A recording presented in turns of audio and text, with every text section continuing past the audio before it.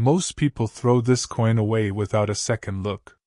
The answer is in the details. Most people never check mint errors and near perfect condition. One of the most sought-after varieties is a rare 1952 D/S mint mark, where the Denver Mint reused a die that had already been punched with a San Francisco S and stamped AD directly over it, creating a hybrid mint mark that can sell for up to $650 in top condition.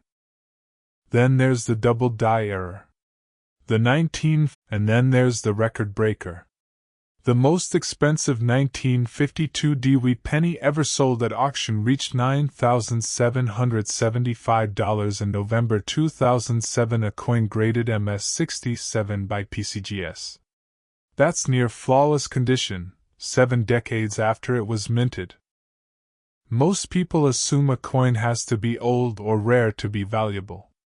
But this penny proves it's not about age, it's about what almost nobody checks: condition and tiny minting mistakes hiding in plain sight.